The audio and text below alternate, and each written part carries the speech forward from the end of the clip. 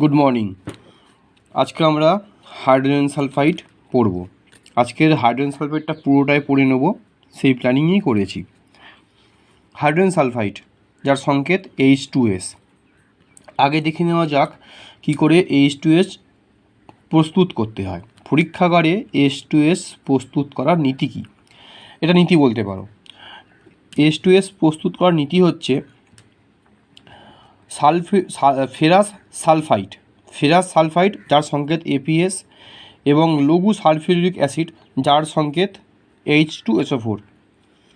এই ferrous sulphide ও লঘু sulphuric acid সমান সমান অনুপাতে, মানে বলতে পারো 1:1 অনুপাতে, ফেরাস সালফাইড এবং লঘু সালফিউরিক অ্যাসিড সমান সমান অনুপাতে, মানে 1:1 অনুপাতে সাধারণ উষ্ণতায় বিক্রিয়া করে H2S গ্যাস উৎপন্ন করে। যেহেতু H2S গ্যাসটা উৎপন্ন হয়ে উপরের দিকে ওঠে, তাই এখানে আপ সাইন দিতে হয়। আর এটা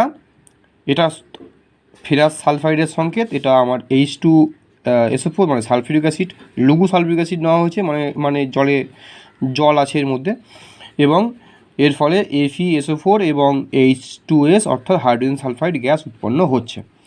এই বিক্রিয়া যদি শর্তকেও জানতে যায় তো বলতে হবে সাধারণ উষ্ণতায় এটা শর্ত এবং 1:1 অনুপাতে মিশিয়ে বিক্রিয়াটা ঘটাতে হয়।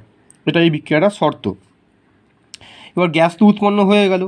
আগের ক্লাসে আমরা অ্যামোনিয়া পড়েছিলাম, অ্যামোনিয়ার মতোই গ্যাসটা তো উৎপন্ন হয়ে গেল। এখানে হাইড্রোজেন সালফাইড অর্থাৎ H2S গ্যাস তো উৎপন্ন হয়ে গেল। এবার গ্যাস উৎপন্ন করার পরে আমাদের পড়তে হবে সেই গ্যাসটাতে শুষ্ককরণ করতে হবে। সেই গ্যাসের সঙ্গে যদি জলীয় বাষ্প থেকে যায় সেটাকে শুষ্ককরণ করতে হবে। এখন শুষ্ককরণ করার সময় মাথায় রাখতে হবে যে আমরা এমন কিছু করব না যে বিক্রিয়া করে ফেলে। যদি বিক্রিয়া করে ফেলে তাহলে যে গ্যাসটা উৎপন্ন হলো সেটা বিক্রিয়া করে অন্য কিছুতে কনভার্ট হয়ে যাবে। তাই আমাদেরকে বিক্রিয়া করে এমন কিছু করা যাবে না। তাই শুষ্ককরণ করার জন্য জানতে হবে H2S কেমন গ্যাস, সেই বুঝে আমাদের শুষ্ককারক দ্রব্য নিতে হবে। এখন এই মনে রাখতে হবে H2S একটি মৃদু অম্লধর্মী গ্যাস। H2S গ্যাসটা একটা মৃদু অম্লধর্মী, মানে অ্যাসিডিক গ্যাস, একটা মৃদু অম্লধর্মী গ্যাস H2Sটা। তো সেই জন্য phosphorus pentoxide, P for phosphorus আর 5 মানে 5, মনে রাখবে 5 মানে 5 বলা হয় কেমিস্ট্রিতে। 5 মানে 5 বলা হয়, মানে 5কে পেন্টা বলা হয়। 5 মানে তো 5 বলা হয় স্বাভাবিক। 5 মানে 5 থাকলে পেন্টা বলা হয়, আর 6 থাকলে হেক্সা বলা হয়। ঠিক আছে, 6 থাকলে হেক্সা বলা হয়। তো P2O5 মানে ফসফরাস পেন্টক্সাইড। ফসফরাসের অক্সাইড কেমন অক্সাইড না, ফসফরাসের পেন্টক্সাইড। ফসফরাস পেন্টক্সাইড মানে 5টা অক্সিজেন আছে। তো বিশুদ্ধ ফসফরাস পেন্টক্সাইড মনে রাখতে হবে, ফসফরাস পেন্টক্সাইড আম্লিক কাউকে শুষ্ককরণ করার জন্য ব্যবহার করা হয়, এটা মনে রাখতে হবে। তো H2S যেহেতু অম্লধর্মী গ্যাস মানে অ্যাসিডিক, তাই ফসফরাস পেন্টক্সাইড নেওয়া হয়, তার মধ্য দিয়ে এই H2S গ্যাসটাকে চালনা করা হয় এবং জলীয় বাষ্প শোষণ করা হয়। জলীয় বাষ্প উৎপন্ন হচ্ছে না, কিন্তু জলীয় বাষ্প থেকে যায় কিছুটা। আচ্ছা, সংগ্রহ, গ্যাস তো উৎপন্ন করা হয়ে গেল, H2Sকে উৎপন্ন করা হলো, শুকনো করা বা শুষ্ককরণ করা হয়ে গেল। এবার গ্যাসটাকে গ্যাস জারে ভরতে হবে। তো গ্যাস জারে ভরবো কী করে? গ্যাস জারে সাধারণত কী থাকে? বায়ু থাকে। তো হয় বায়ুর ঊর্ধ্ব অপসারণ কিংবা বায়ুর নিম্ন অপসারণ। এখন মনে রাখবে যেটা ভারী হয় সেটা সবসময় নিচের দিকে থাকে, আর যেটা হালকা হয় সেটা সবসময় উপরের দিকে থাকে।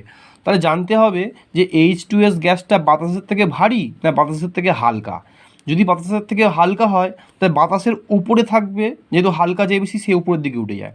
যদি হালকা হয়, এখন আমি পর্যন্ত বলিনি, যদি হালকা হয় তাহলে বাতাসের উপরের দিকে থাকবে, আর যদি ভারী হয় তো বাতাসের থেকে নিচের দিকে থাকবে। তো ঘটনা কী না, ঘটনা হচ্ছে H2S বাতাসের থেকে ভারী গ্যাস। H2S বাতাসের থেকে ভারী গ্যাস মানে বাতাসের তলায় থাকবে H2S গ্যাস, অর্থাৎ বাতাসের তলায় থাকবে H2S গ্যাস। তাহলে বাতাস থেকে উপরের দিকে, মানে ঊর্ধ্ব অপসারণ করতে হবে, মানে এরকম একটা গ্যাস জার নিতে হবে। এই গ্যাস জারে এই পাইপ দিয়ে উৎপন্ন গ্যাসটা প্রবেশ করবে। যেহেতু H2S গ্যাস ভারী, তাই H2S গ্যাস তলার দিকে থাকবে এবং বায়ু ক্রমশ উপরের দিকে চলে যাবে এবং এই গ্যাসটা পুরোটা H2S গ্যাসে ভর্তি হয়ে যাবে। গ্যাস জারটা পুরোটা H2S গ্যাসে ভর্তি হয়ে যাবে। যাই হোক, তোমরা এইটুকু মনে রেখো, যদি এত বেশি মনে হয় যে স্যার একটু বেশি হয়ে গেল, তাহলে মনে রাখবে যে H2S গ্যাস বাতাসের থেকে ভারী, আর যে সকল গ্যাস বাতাসের থেকে ভারী হয় তাদেরকে বায়ুর ঊর্ধ্ব অপসারণের দ্বারা সংগ্রহ করতে হয়। এখন গ্যাস দ্বারা তো গ্যাস সংগ্রহ করা হয়ে গেল, এখন বুঝবো কী করে যে সত্যি সত্যি আমরা H2S গ্যাস উৎপন্ন করেছি এবং গ্যাস দ্বারের যে গ্যাস ভরেছি সেটা H2S গ্যাস? কী করে বুঝবো? কী করে বুঝবো যে যে গ্যাসটা আমরা ভরলাম এই গ্যাসটা হচ্ছে H2S গ্যাস? একটা উপায় আছে, এই গ্যাসটা যদি শোঁকা যায়, যদি তুমি স্মেল নাও, তো পচা ডিমের মতো গন্ধ পাবে। কিন্তু এখানে একটা ক্ষতি আছে। কী ক্ষতি আছে? না, H2S গ্যাস পচা ডিমের মতো ঠিকই, কিন্তু H2S গ্যাস খুব বিষাক্ত গ্যাস। যদি তুমি ভাবো যে না গ্যাসটা শুঁকে পচা ডিমের মতো গন্ধ কিনা শুঁকে আইডেন্টিফাই করব, তো সেটা ভুল ডিসিশান হবে, কারণ এতে প্রাণহানি ঘটার সম্ভাবনা থাকবে। তাহলে কি করতে পারি? তাহলে H2S গ্যাস বিক্রিয়া ঘটায় এমন কিছু একটা করে দেখতে হবে। সেই জন্য শনাক্তকরণ বিক্রিয়া করা হচ্ছে। কি না, লেড অ্যাসিটেট দ্রবণে সিক্ত একটা ফিল্টার পেপার। সে তোমরা ফিল্টার পেপার কি জানো, শুনেছো হয়তো ফিল্টার পেপার কি। তো সেই ফিল্টার পেপারটাকে নিতে হবে এবং লেড অ্যাসিটেট দ্রবণে তাকে ভেজাতে হবে। ভালোভাবে ভেজাতে। সিক্ত মানে কি, ভেজানো, এটা তার সংকেত। হ্যাঁ, লেড অ্যাসিটেটের সংকেত হচ্ছে এইটা, PbCOO CH3COO2, PbCH3COO2। তো এই লেড অ্যাসিটেট দ্রবণে সিক্ত ফিল্টার পেপার নেওয়া হলো এবং সেই ফিল্টার পেপারের মুখে এই যে H2S গ্যাসটা পাইপ দিয়ে বেরোচ্ছিল, সেই গ্যাসটাকে ওই গ্যাসের মুখে, গ্যাসের যে গ্যাসের ফ্লোর মুখে এই লেড অ্যাসিটেট দ্রবণে সিক্ত পেপারটা, ফিল্টার পেপারটাকে ধরা হবে। যেই ধরা হবে, লেড অ্যাসিটেটের সঙ্গে H2S গ্যাস বিক্রিয়া করবে, বিক্রিয়া করে PbS উৎপন্ন করবে, আর CH3COOH উৎপন্ন করবে। এটার নাম আমি লিখে দিয়েছি তোমাদের জানার জন্য, আমাদের লাগবে মেনলি এটা, এই যে PbS উৎপন্ন হয়। তোমাদের একটা কথা বলি, যদি অনলি সালফার হয়, শুধু সালফার হলুদ বর্ণের হয়, অনলি এস হলুদ বর্ণের হয়। কিন্তু এসের যে কোনো ধাতব লবণ বা ধাতব মূলক, যেরকম PbS, যেরকম CuS, যেমন Ag2S, মানে অনেক কিছু হয়, CuS হয়, Ag2S হয়, আর কি মনে পড়ছে, আর PbS হয়। এইরকম যে কোনো লবণ, যে কোনো সালফাইড লবণ সবসময় কালো বর্ণের হয়, মনে রাখবে, কালো বর্ণের হয়। তাহলে কী হবে, PbS-এর বর্ণ কী হবে? PbS-এর বর্ণ হবে কালো রঙের। অর্থাৎ ওই যে ফিল্টার পেপারটা লেড অ্যাসিটেট দ্রবণে সিক্ত ছিল, ভেজানো ছিল, যেই H2S গ্যাসের সংস্পর্শে এলো, ওই পেপারটা কালো হয়ে গেল। তো এটা দেখে বুঝতে পারবো যে ওই যে গ্যাসটা বেরিয়েছিল সেটা নিঃসন্দেহে H2S গ্যাস, মানে হাইড্রোজেন সালফাইড গ্যাস, তা না হলে কালো হতো না। আর যদি কালো না হয় তখন তোমার মনে ডাউট থাকবে, তখন তুমি শিওর হয়ে যাবে যে না, তাহলে আমরা মনে হয় অন্য কোনো বিক্রিয়া করে ফেলেছি, কালো হয়নি, মানে H2S গ্যাস নয়। তো এইভাবে ফের একবার দেখে নাও, এইটা হচ্ছে নীতি। এই নীতি মাথায় রেখে আমরা H2S গ্যাস তৈরি করার পরে এই নীতি মাথায় রেখে আমরা শুষ্ককরণ করব।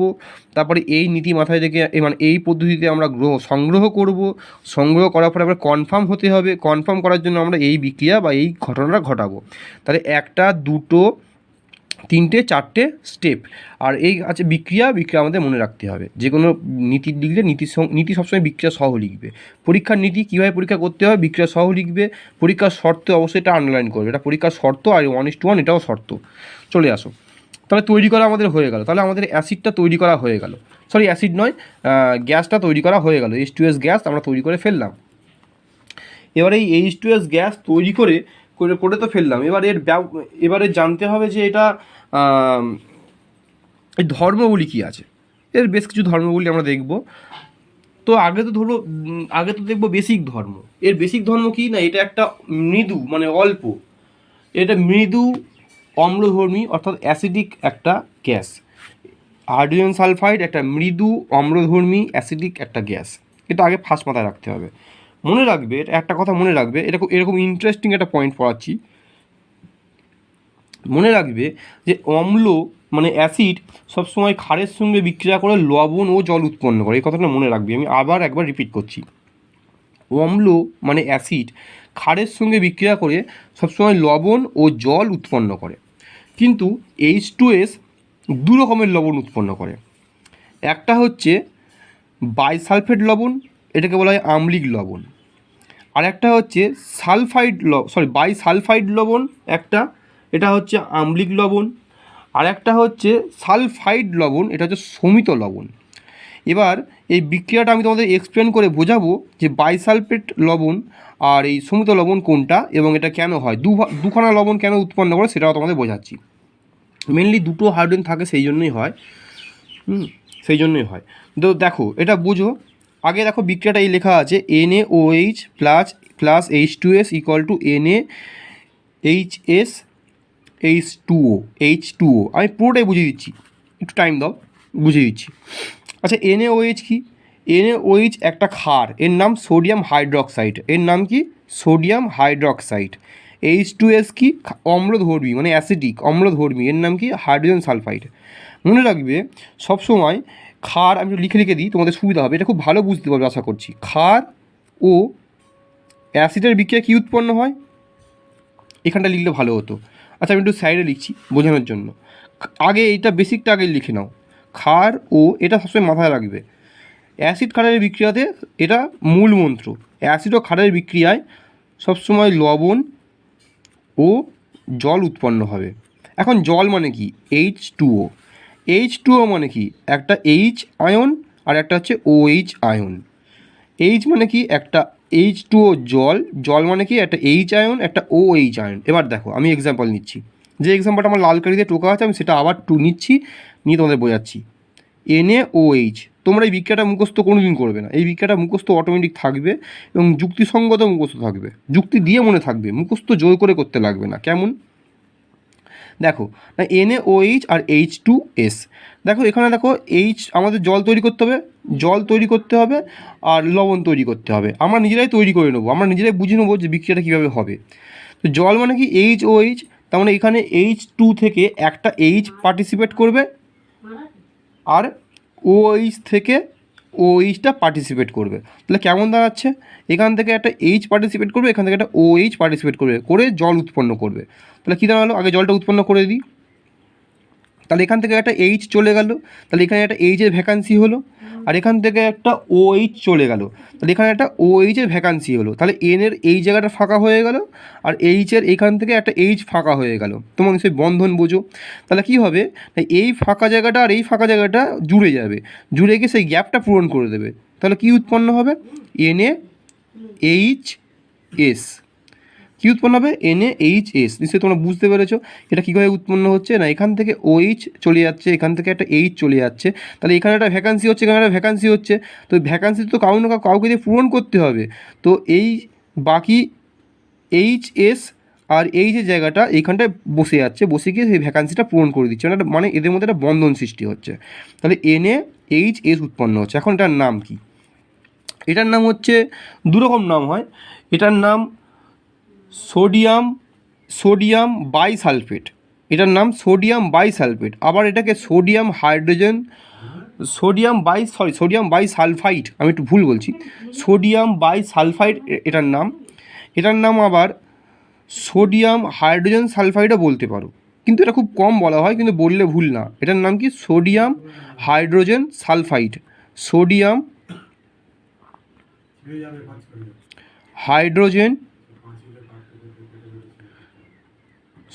হাইড্রোজেন সালফাইডও বলতে পারো।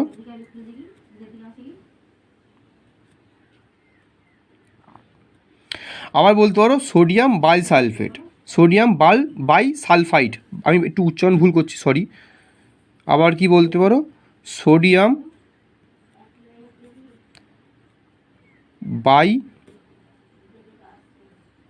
বাইসালফাইড। তাহলে সোডিয়াম হাইড্রোজেন সালফাইড বলতে পারো বা সোডিয়াম বাইসালফেট বলতে পারো। এখন এই যে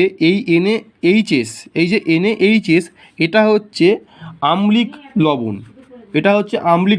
কেন? এটা হচ্ছে আম্লিক লবণ, মানে এই লবণ ঠিকই, বাট এটা আম্লিক লবণ কেন? অম্ল মানে কি? অম্ল মানে হচ্ছে অ্যাসিড। আচ্ছা, অম্ল মানে অ্যাসিড, তাই এই লবণটার নাম আম্লিক লবণ, মানে অ্যাসিডিক লবণ। কেন এর নাম দেওয়া হয়েছে? অ্যাসিড কোনটা হয় বাবু? অ্যাসিড কোনটা হয় না, যেটা অ্যাসিড সবসময় ক্ষারের সঙ্গে বিক্রিয়া করে লবণ ও জল উৎপন্ন করে, সেটা হচ্ছে অ্যাসিড। অ্যাসিডের একটা গুরুত্বপূর্ণ ধর্ম যে অ্যাসিড ক্ষারের সঙ্গে বিক্রিয়া করে লবণ ও জল উৎপন্ন করে। কিন্তু এটা তো লবণ, কিন্তু এই লবণের সঙ্গে অ্যাসিড লবণ বা আম্লিক লবণ কেন নাম দেওয়া হচ্ছে? এটাকে কেন বলা হচ্ছে এটা আম্লিক লবণ? না, কারণ এতে এখনও একটা এইচ বেঁচে গিয়েছে, এখানে এখনও একটা এইচ রয়ে গিয়েছে। এই এইচটা যদি আরও NaOH দেওয়া হয়, যদি আরও অতিরিক্ত NaOH দেওয়া হয়, তাহলে এই এইচটা আবার বিক্রিয়া করবে, করে আবার লবণ উৎপন্ন করবে। এটা কেমন দাঁড়াচ্ছে? এইটা। তাহলে এখান থেকে একটা এইচ পার্টিসিপেট করবে, আর এখান থেকে আগেকার মতোই একটা OH পার্টিসিপেট করবে, করে কি উৎপন্ন করছে? এই এইচটা চলে যাবে, এখান থেকে OH চলে যাবে। তাহলে পড়ে থাকবে কি? পড়ে থাকবে আমাদের Na2। দেখো এটা যদি বন্ধন সৃষ্টি করে, যেটা বন্ধন সৃষ্টি করে, তাহলে Na2 একটা S পড়ে থাকবে, আর এখান থেকে H চলে গিয়েছে, এখান থেকে OH চলে গিয়েছে। কেন চলে গিয়েছে মনে আছে তো? কারণ অ্যাসিড আর ক্ষার, এটা ক্ষার মনে আছে তো, এটার নাম সোডিয়াম হাইড্রোক্সাইড, এটা ক্ষার। আর এটা লবণ ঠিকই, বাট এর মধ্যে এখনও এইচ রয়ে গিয়েছে, সেই জন্য এটার নাম আম্লিক লবণ। মানে লবণ হওয়ার সত্ত্বেও এর মধ্যে এখনও অ্যাসিড ধর্ম রয়ে গিয়েছে, তাই এটা ক্ষারের সঙ্গে বিক্রিয়া করে ফের লবণ ও জল উৎপন্ন করবে, আর একবার লবণ ও জল উৎপন্ন করবে।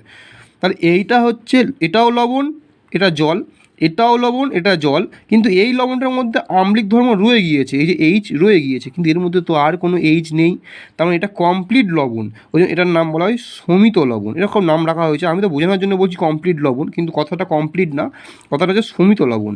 তাই এটাকে কী লবণ? সমিত লবণ। ফার্দার আর কোনো বিক্রিয়াতে পার্টিসিপেট করবে না, কারণ এর মধ্যে কোনো হাইড্রোজেন নেই। তাহলে এই সোডিয়াম বাইসালফাইড বা সোডিয়াম হাইড্রোজেন সালফাইড, এটা একটা আম্লিক লবণ। কেন সেই বুঝতে পেরেছো? কারণ এটা পুনরায় ক্ষার যদি মেশানো হয়, সেই একই ক্ষার থাকে, তো পুনরায় ক্ষারের সঙ্গে বিক্রিয়া করবে, বিক্রিয়া করে আবার লবণ জল উৎপন্ন করবে। এটা হচ্ছে সমিত লবণ, এটার নাম সোডিয়াম সালফাইড, এটার নাম সোডিয়াম বাইসালফাইড বা সোডিয়াম হাইড্রোজেন সালফাইড। এটা আম্লিক লবণ, এটা সমিত লবণ। আশা করি তোমাদেরকে আমি সমিত লবণের ব্যাপারটা এবং আম্লিক লবণের ব্যাপারটা বোঝাতে পেরেছি। এবং এই বিক্রিয়াটা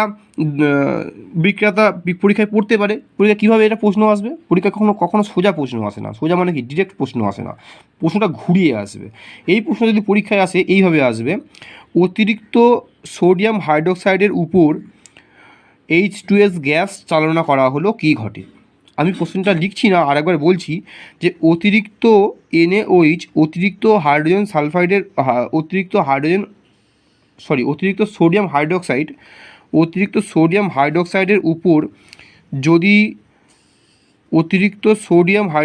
উপর যদি H2S মানে হাইড্রোজেন সালফাইড গ্যাস চালনা করা হয়, তাহলে কী ঘটে? তখন এই স্টেপটা করতে হবে, কারণ অতিরিক্ত বলেছে, প্রথম চান্সে এটা উৎপন্ন হবে, অতিরিক্ত হওয়ার জন্য আরও উৎপন্ন হবে, অর্থাৎ এইটা সমিত লবণ এবং আম্লিক লবণ দুটোই উৎপন্ন হবে। আশা করি এই যে বিক্রিয়াটা বোঝাতে পেরেছি। এবার নেক্সট পড়ায় চলে যাচ্ছি। দেখো এখানে আমি বিক্রিয়াটা লিখে রেখেছি, এখানে স্টেপ জাম্প করা আছে, এখানে স্টেপগুলো দেখানো, এই যে এটা স্টেপ দেখানো নেই। এটা হচ্ছে এক অণু NaOH সঙ্গে বিক্রিয়া, আর এটা হচ্ছে অতিরিক্ত বললে এইটা হবে। তো এইখানে স্টেপ দেখানো নেই। আমি সবাইকে বলবো এটা না করতে। আমি বলবো এটা না করতে, এটা করলে ভুল নয়, এটা করলে মনে থাকবে না, মাথায় থাকবে না, এটা না করতে বলবো। আমি তার বদলে করতে বলবো এটাকে ভেঙে ভেঙে করতে, এটাকে এইভাবে ভেঙে ভেঙে করতে, সেটা অনেকক্ষণ মাথায় থাকবে এবং মনে থাকবে, মাথায়ও থাকবে। দেখতে পাচ্ছ আশা করি। এবার পরবর্তী পড়া হচ্ছে এই যে H2S একটা বিজারক পদার্থ, তীব্র বিজারক পদার্থ। এইটা H2S একটি তীব্র বিজারক পদার্থ। এবার সেটা একটু দেখে নিই। দেখো বিজারক পদার্থ বললেই তো হবে না, কোনো বিজারণ করে এমন কোনো বিক্রিয়া দেখতে হবে, সেটার দ্বারাই প্রমাণিত হবে যে এটা বিজারক পদার্থ কি বিজারক পদার্থ নয়। তো কী করব? সেজন্য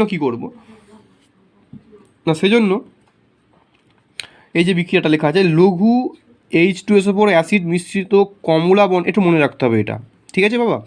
দেখো, লঘু H2S ওপর অ্যাসিড মিশ্রিত কমলা বর্ণের পটাশিয়াম ডাইক্রোমেট দ্রবণে হাইড্রোজেন সালফাইড অর্থাৎ H2S গ্যাস পাঠালে পটাশিয়াম সালফেট উৎপন্ন হয়, সবুজ বর্ণের ক্রোমিক সালফেট উৎপন্ন হয় এবং জল উৎপন্ন হয়। এটা একটু বড় বিক্রিয়া, মনে রাখতে হবে, এবং এর ফলে হলুদ বর্ণের সালফার অধক্ষিপ্ত হয়। বিক্রিয়াটা দেখাচ্ছি, দেখো বিক্রিয়াটা একটু বড়, দেখো বিক্রিয়াটা দেখো, K2Cr2O7, এই K2Cr2O7টা হচ্ছে পটাশিয়াম ডাইক্রোমেট, এটা হচ্ছে তোমার H2SO4 লঘু হাইড্রোজেন সালফিউরিক অ্যাসিড, আর এটা হচ্ছে হাইড্রোজেন সালফাইড। এদের তিনজনের বিক্রিয়ায় কী উৎপন্ন হচ্ছে, K2SO4 মানে পটাশিয়াম সালফাইড উৎপন্ন, পটাশিয়াম সালফেট উৎপন্ন হচ্ছে, আর Cr2SO4 মানে ক্রোমিয়াম সালফেট ক্রোমিক সালফেট উৎপন্ন হচ্ছে, আর জল উৎপন্ন হচ্ছে, আর সালফার অধক্ষিপ্ত হচ্ছে। এখানে ভুল আছে, যখন কোনো কেউ অধক্ষিপ্ত হয় নিচের দিকে অ্যারোহেড দিতে হয়, এটা অধক্ষিপ্ত হচ্ছে। দেখো এটা বড় বিক্রিয়া, তাই একবারে দেখাতে পাচ্ছি না, তাহলে এইটা হচ্ছে বিক্রিয়া, এটা বিক্রিয়াজাত পদার্থগুলো এইটা, আর এটা হচ্ছে বিক্রিয়ক পদার্থগুলো। এইখান থেকে শুরু করে এটা বিজারণ, অর্থাৎ পটাশিয়াম ডাইক্রোমেট থেকে এই যে উৎপন্ন হচ্ছে ক্রোমিক সালফেট, এটা হচ্ছে বিজারণ, দেখতে পেয়েছো। আর H2S থেকে এই যে এস উৎপন্ন হওয়া, এটা হচ্ছে জারণ। H2S থেকে এস উৎপন্ন হওয়া, এটা জারণ। তো তোমরা বিক্রিয়াটা একবার দেখে রাখো, আমি আস্তে আস্তে ফের দেখাচ্ছি তোমাদেরকে বিক্রিয়াটা, এবার বিক্রিয়াটা ভালো করে দেখে নাও। হয়েছে? চলো এবার পরবর্তী পড়া। আমাদের পরবর্তী পড়া কী আছে? আমাদের পরবর্তী পড়া আছে লঘু হাইড্রোক্লোরিক অ্যাসিড মিশ্রিত নীল বর্ণের কপার সালফেটের জলীয় দ্রবণে H2S পাঠালে কী ঘটে? পরীক্ষাতেই খুব হামেশায় কী ঘটে পরীক্ষায় পড়ে, এরকম বিক্রিয়া বলে দেয় কী ঘটে পড়ে। এটা অ্যাকচুয়ালি, এটা যদি হেডিং করতাম, যদি তোমরা বলো যে স্যার এটা হেডিং কী হবে, এটা হেডিং করতে পারি যে অধক্ষেপণ বিক্রিয়া, কিন্তু অধক্ষেপণ বিক্রিয়া বলে কখনো প্রশ্ন আসে না, প্রশ্নটা এইভাবেই আসে, এটা খুব ইম্পর্টেন্ট প্রশ্ন, তাই আমি প্রশ্ন আকারেই লিখেছি। কী প্রশ্ন না, লঘু হাইড্রোক্লোরিক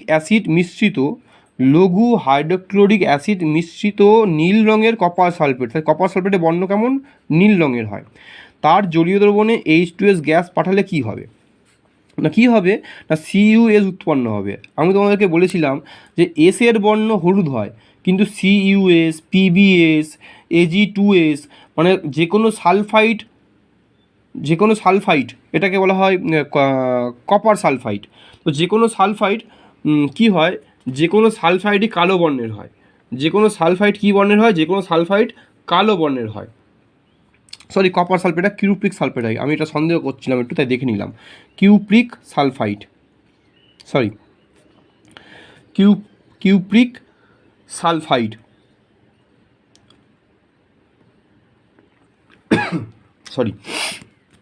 তাহলে কী হয়, কালো বর্ণে কিউপ্রিক সালফাইড উৎপন্ন হয়। CuSO4 এর সঙ্গে H2S বিক্রিয়া করে, অর্থাৎ CuSO4 মানে কপার সালফেট, এটা নীল বর্ণের হয়, H2S এটা বর্ণহীন হয়, এর সঙ্গে এটা বিক্রিয়া করে কালো বর্ণের কিউপ্রিক সালফাইড উৎপন্ন করে, এটা অধক্ষিপ্ত হয়, এবং অ্যারোহেড নিচের দিকে দেওয়া আছে, এটা অধক্ষিপ্ত হয়, এটার ফলে এটা অধক্ষিপ্ত হয়ে পড়ে, মানে ঘোলা মতো হয়ে পড়ে।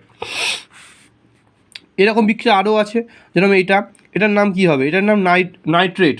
তো এটা কী নাইট্রেট, লেড নাইট্রেট, পিবি মানে লেড, কেমন লেড নাইট্রেট, তার উপর তার জলীয় দ্রবণে সিমিলারলি তার জলীয় দ্রবণে H2S গ্যাস চালনা করলে PbS, অর্থাৎ পিবি মানে হচ্ছে লেড আর এস মানে হচ্ছে সালফাইড, তাহলে লেড সালফাইড উৎপন্ন হয়, এটার নাম কি, লেড সালফাইড, আর এটা উৎপন্ন হয়, এটার নাম তো তোমরা জানো। সিমিলারলি AgNO3 সিলভার নাইট্রেট, এটার নাম কি, এটার নাম কি, লেড নাইট্রেট। সিলভার নাইট্রেটের জলীয় দ্রবণের উপর দিয়ে H2S গ্যাস চালনা করলে কী ঘটে, এটা পরীক্ষায় প্রশ্ন আসতে পারে, তখন বলবে Ag2S মানে হচ্ছে সিলভার আর সালফাইড, সিলভার সালফাইড এর কালো বর্ণের অধক্ষেপ সৃষ্টি হয় এবং এটা উৎপন্ন হয়, এটা বলতে লাভ নেই, এটা মেনলি বলতে হবে।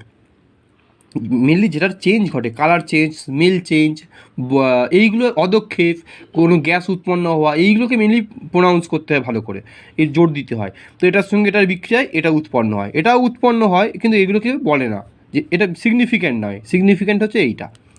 বুঝেছো আশা করি। বাট নেক্সট, H2S একটি তীব্র বিষাক্ত গ্যাস।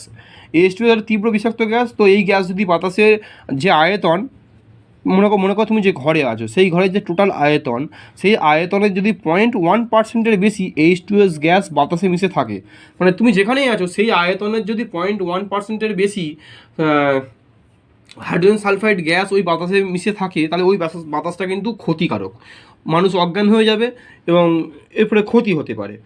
তো এই সময় অ্যান্টিডোট হিসাবে ক্লোরিন ব্যবহার করা হয়, এবং পাতলা ক্লোরিন মানে লঘু ক্লোরিন ব্যবহার করা হয় অ্যান্টিডোট হিসাবে। যদি এরকম কোনো ঘটনা ঘটে তখন ক্লোরিন ব্যবহার করা হয়। ক্লোরিন ব্যবহার করলে কী হয়, H2S বিক্রিয়া করে তার মানে অন্য পদার্থ উৎপন্ন হয়, তারপরে বিষক্রিয়াটা নষ্ট হয়ে যায়। কেমন? তাহলে H2S একটি তীব্র বিষাক্ত গ্যাস, এর অ্যান্টিডোট হিসাবে কী ব্যবহার করা হয়, অতি পাতলা বা অতি লঘু ক্লোরিন ব্যবহার করা হয় অ্যান্টিডোট হিসাবে। আচ্ছা, এবার আরও কিছু প্রশ্ন আছে, এই প্রশ্নগুলো করলেই আছে ক্লাস এন্ড হবে। যেটা কিভাবে প্রমাণ করবে যে H2S এর মধ্যে হাইড্রোজেন আছে, না কি করব না কপারের সঙ্গে H2S এর গ্যাসের বিক্রিয়া ঘটানো হবে, কপারের সঙ্গে H2S গ্যাসের বিক্রিয়া ঘটানো হবে। তার ফলে কী হবে, CuS উৎপন্ন হবে। এর বর্ণ কি কার মনে আছে? এটার বর্ণ আশা করি সবার মনে আছে। এইটা উৎপন্ন হবে এবং হাইড্রোজেন গ্যাস উপর দিয়ে বেরিয়ে আসবে, এবং হাইড্রোজেন গ্যাস উপর দিয়ে বেরিয়ে আসলে তো আমরা তো জানি খুব ভালো করে যে হাইড্রোজেন গ্যাস কী করে চিনতে হয়, কী করে হাইড্রোজেন গ্যাস শনাক্ত করতে হয়। তো সেই পদ্ধতিতে আমরা হাইড্রোজেন গ্যাসও শনাক্ত করে নেব, করে নিয়ে আমরা শিওর হয়ে যাব যে H2S এর মধ্যে হাইড্রোজেন গ্যাস আছে। আমি আবারও বলছি, কী করে বুঝবো যে হাইড্রোজেন গ্যাস আছে H2S এর মধ্যে? না, কপার ইত্যাদি ধাতুর সঙ্গে হাইড্রোজেন সালফাইডের বিক্রিয়া ঘটানো হবে। সেই বিক্রিয়াতে কী উৎপন্ন হবে, সেই বিক্রিয়াতে উৎপন্ন হবে হাইড্রোজেন গ্যাস। সেই হাইড্রোজেন গ্যাস যখন উৎপন্ন হবে, তখন সেই উৎপন্ন হাইড্রোজেন গ্যাসকে আমরা সহজে শনাক্ত করতে পারবো, এবং শনাক্ত করলে আমরা বুঝে যাব যে H2S এর মধ্যে হাইড্রোজেন গ্যাস আছে। যাই হোক, এটা হচ্ছে তার প্রমাণ, কী করে বুঝবো যে H2S এর মধ্যে হাইড্রোজেন গ্যাস আছে। আরেকটা প্রশ্ন আছে, এটা একটা প্রশ্ন পেয়েছি, এটাও এইচএসে এই মাধ্যমিকে পড়েছে। সেটা হচ্ছে হাইড্রোজেন সালফাইড দ্বারা সম্পৃক্ত কোনো জল, ধরো একটা বিকারে জল আছে, সেই বিকারের মধ্যে ধরো হাইড্রোজেন সালফাইড সম্পৃক্ত অবস্থায় দ্রবীভূত আছে, হাইড্রোজেন গ্যাসটা দ্রবীভূত আছে। সেই জলটাকে যদি কিছুক্ষণ খোলা বাতাসে রেখে দেওয়া হয়, তখন এখানে খোলা বাতাসে রেখে দেওয়া হয়, দেখা যাবে ওই জলটা ঘোলা হয়ে যাচ্ছে। সেটা কেন হচ্ছে না, সেটা হওয়ার কারণ হচ্ছে, এটা ভুল লেখা আছে, এটা H2S হবে। সেটা হচ্ছে কারণ H2S ওই জলের মধ্যে কী আছে, ওই জলের মধ্যে H2S দ্রবীভূত আছে, আর বাতাসে কী আছে, বাতাসে আছে অক্সিজেন। তো H2S আর অক্সিজেন বিক্রিয়া করে সালফার অদক্ষেপ করাবে। তো সালফারটা যখন অদক্ষিপ্ত হবে, তখন জলটা অটোমেটিক ঘোলাটে হয়ে যাবে। আশা করি তোমরা বুঝতে পেরেছো লাস্ট পয়েন্টটা। তো এই হচ্ছে আজকেকার আমাদের ক্লাস। তো তোমরা দেখো কি বুঝেছো কি বোঝোনি, সেটা আমাকে জানাবে ভিডিওর শেষে, গ্রুপে জানাবে বা কমেন্টেও জানাতে পারো কি বুঝেছো কি বোঝোনি। তারপরে ক্লাসটা এন্ড করব।